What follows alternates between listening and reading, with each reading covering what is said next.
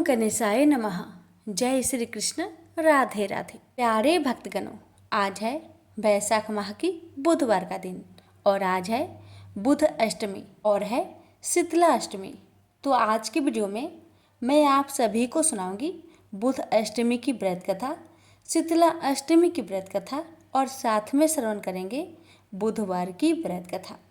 कि एक ब्राह्मण की बुध नाम का बेटा व बुधनी नाम की बेटी थी।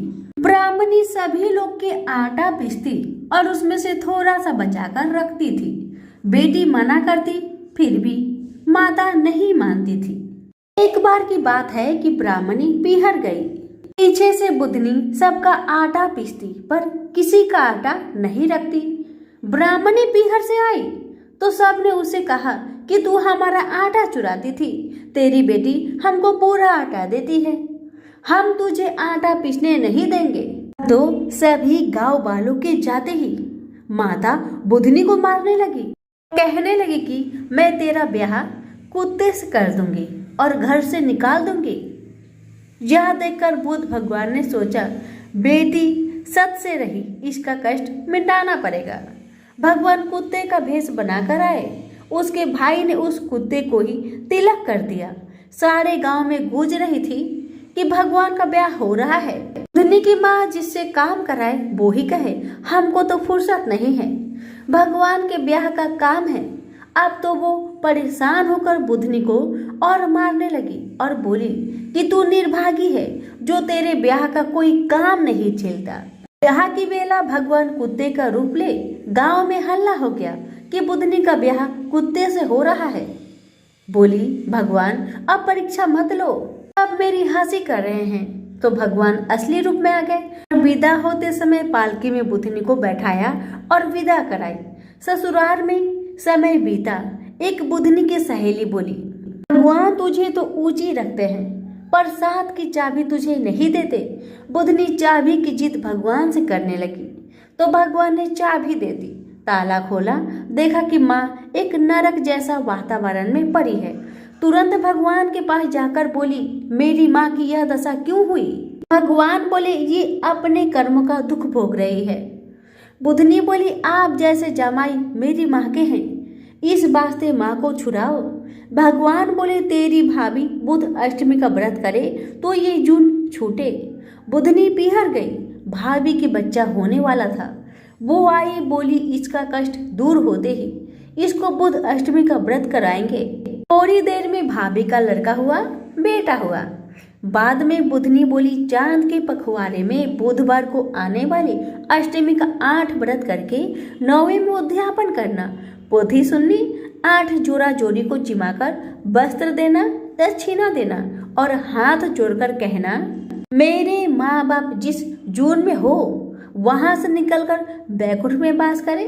बुध और उसकी स्त्री ने यह व्रत किया और नरक से उसकी माँ को छुड़ा बैकुंठ का वास करवाया। बुधनी जी ने अपनी माँ को नरक से छुड़ाया। उसी तरह सब बेटियां अपनी माँ को बैकुंठ में वास के लिए ये व्रत करें। से बोलिए बुध देव की जय। एक बार एक राजा के एक लौते पुत्र को शीतला निकल गई, यानी कि चेचक निकल गई। उसी की राज्य में एक काछी पुत्र को भी शीतला निकली हुई थी। काछी परिवार बहुत गरीब था पर भगवती का उपासक था। वह धार्मिक दृष्टि से जरूरी समझे जाने वाले सभी नियमों को बीमारी के दौरान भी भली भांति निभाता रहा। घर में साफ सफाई का विशेष ख्याल रखा जाता था।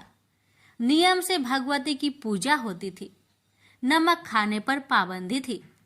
सब्जी में ना तो छौंक लगता था और ना कोई वस्तु भुनी तली जाती थी। गरम वस्तु न वह स्वयं खाता न शीतला वाले लड़के को देता था। ऐसा करने से उसका पुत्र शीघ्र ही ठीक हो गया।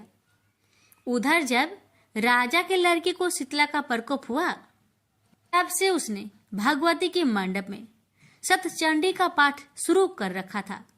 रोज हवन व रोज बलिदान होते थे। राज पुरोहित भी सदा भगवती की पूजन में निमग्न रहते थे। राजमहल में रोज कढ़ाई चढ़ती, विविध प्रकार के गर्म स्वादिष्ट भोजन बनते।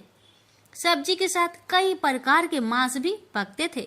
इसका परिणाम ये होता कि उन लजीज भोजनों के गंध से राजकुमार का मन मचल उठता। वह भोजन के लिए जिद करता, एक तो राजपुत्र और दूसरे एकलौता। इस कारण उसकी अनुचित जिद भी पूरी कर दी जाती थी।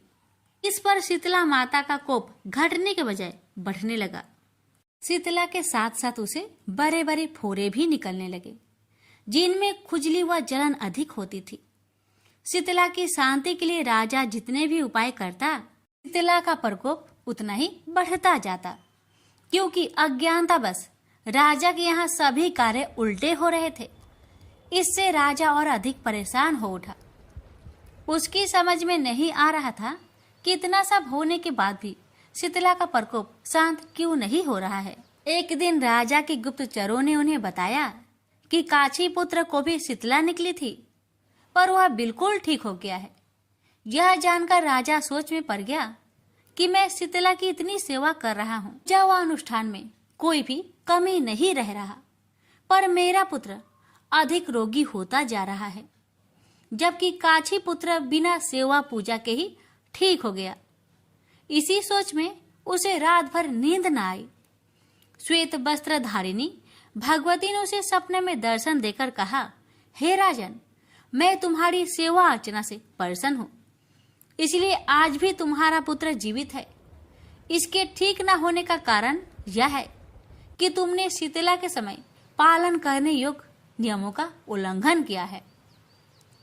तुम्हें ऐसी हालत में नमक का प्रयोग बंद करना चाहिए। नमक से रोगी के फोड़ों में खुजली होती है। घर की सब्जियों में छौंक नहीं लगाना चाहिए, क्योंकि इसकी गंध से रोगी का मन वस्तुओं को खाने के लिए ललचाता है। रोगी का किसी के पास आना जाना मना है, क्योंकि यह रोग औरों को भी होने का भय रहता है। अतः इन नियमों का पालन कर तेरा पुत्र अवश्य ठीक हो जाएगा। विधि समझाकर देवी माता अंतर्ध्यान हो गई। अतः से ही राजा ने देवी की आज्ञा अनुसार सभी कार्य की व्यवस्था कर दी। इससे राजकुमार की स्नेह पर अनुकूल प्रभाव पड़ा और वह शीघ्र ही ठीक हो गया। इसी दिन भगवान श्री कृष्ण और माता देवकी का विधिवत पूजन करके मध्यकाल में स्वास्तिक पदार्थों का भोग लगाना चाहिए। ऐसा करने से पुण्य ही नहीं मिलता, बल्कि समस्त दुखों का भी निवारण होता है। तो प्रेम से बोलिए शीतला माता की जय। बुधवार के दिन भगवान गणेश के साथ बुध देव की भी पूजा की जाती है। इससे गणेश जी प्रसन्न होते हैं और बुध देव की भी कृपा प्राप्त होती है। बुधवार का व्रत रखने से और बुधवार की व्रत कथा का श्रवण करने से धन धान्य में कभी कमी नहीं आती, व्यापार में वृद्धि होती है। ऐसा भी कहा जाता है कि गणेश जी की पूजा करने से और इन कथाओं को श्रद्धा पूर्वक श्रवण करने से घर में सुख शांति सदा बनी रहती है। तो आइए श्रवण करते हैं बरही पुण्य फल देने वाली गणेश भगवान की व्रत कथा। भगवान गणेश देवी पार्वती और भगवान शिव के पुत्र हैं। एक बार की बात है, जब भगवान शिव और देवी पार्वती अपने शयन कक्ष में विश्राम कर रहे थे, उस समय देवी पार्वती ने गणेश जी को आदेश दिया कि वह उनके कक्ष के बाहर पहरा दे और किसी को भी अंदर न आने दे। माँ की आज्ञा गणेश जी के लिए आदेश थी। उन्होंने वैसा ही किया और कक्ष के बाहर पहरा देने लगे। उसी समय अचानक परशुराम वहां आ पहुंचे। परशुराम भगवान शिव से मिलने के लिए बहुत उत्साहित थे। दरअसल उस समय पृथ्वी पर राजा कार्तिवीर्य का अत्याचार बहुत बढ़ गया था और परशुराम ने इसी कारण उसे मार दिया था। यह खबर भगवान शिव को देने के लिए ही वह कैलाश भगवान शिव के निवास स्थान पहुंचे थे। भगवान शिव के कक्ष की ओर परशुराम को तेजी से बढ़ता देख गणेश जी उनके रास्ते में आ गए और उन्हें रोकने को कहा, लेकिन परशुराम भगवान शिव से मिलने के लिए बहुत उत्सुक थे। इसलिए उन्होंने कहा कि मुझे भगवान शिव से मिलना ही है। परशुराम की इस बात को सुनकर गणेश जी बोले, मैं आपको अंदर जाने नहीं दे सकता। माँ ने किसी को भी अंदर न आने का आदेश दिया है। गणेश जी की यह बात सुनकर परशुराम गुस्से से लाल हो गए। उन्होंने कहा, तुम मुझे भगवान शिव से मिलने से नहीं रोक सकते। तुम नहीं जानते मैं कौन हूँ। इस पर गणेश जी ने कहा, आप कोई भी हो, उससे मुझे कोई फर्क नहीं पड़ता। मेरे लिए माँ का आदेश सबसे जरूरी है। मैं आपको किसी भी सूरत में अंदर नहीं जाने दे सकता। गणेश जी की इन बातों से परशुराम का गुस्सा 7वें आसमान पर पहुंच गया। वह बोले, अगर तुम मुझे अंदर नहीं जाने दोगे तो मैं तुम्हें हटाकर जबरन अंदर जाऊंगा।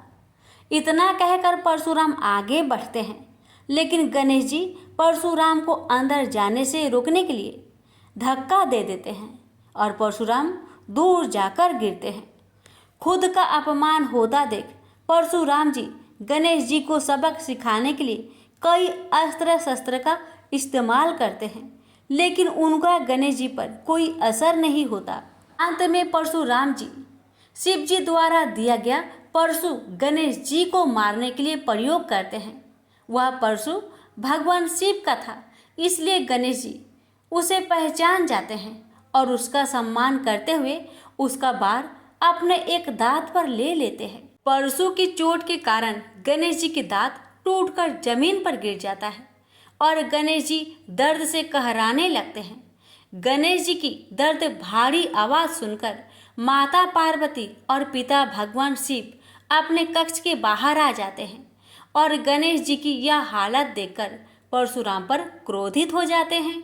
भगवान शिव और माता पार्वती को गुस्से में देख परशुराम को अपनी भूल का एहसास होता है और वह अपने किए पर क्षमा मांगते हैं। परशुराम की क्षमा पर माता पार्वती कहती है कि एक ऋषि होते हुए भी आपका क्रोध पर नियंत्रण नहीं है।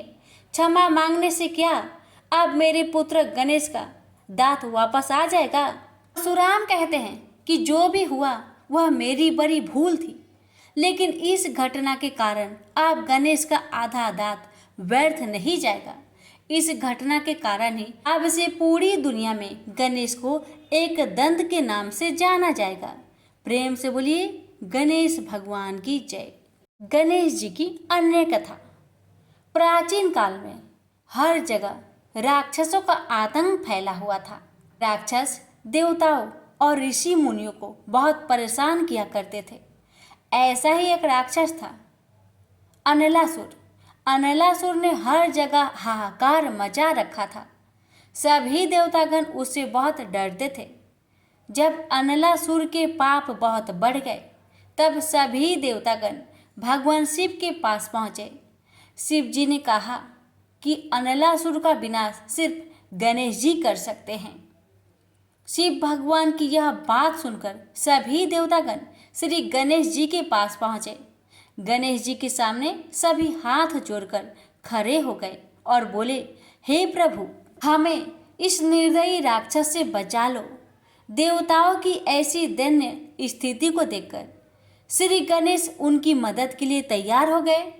इस घटना के बाद अनलासुर और श्री गणेश के बीच भयानक युद्ध होता है। क्रोध में आकर श्री गणेश अनलासुर को निगल जाते हैं।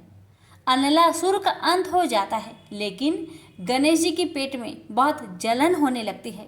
इस जलन को ठीक करने के लिए सभी देवता और ऋषि मुनि उपचार खोजने में लग जाते हैं, लेकिन किसी भी उपचार से गणेश जी के पेट की जलन कम नहीं होती। तब कश्यप ऋषि ध्रुवा की 21 गांठ खाने के लिए गणेश जी को देते हैं। गणेश जी को ध्रुवा के सेवन से आराम मिलता है और उनके पेट की जलन शांत हो जाती है। इससे खुश होकर गणेश जी कहते हैं कि आज के बाद जो कोई भी मुझे ध्रुवा चढ़ाएगा, मैं उसकी सारी मनोकामनाएं पूरी करूंगा। प्रेम से बोलिए गणेश भगवान की जय।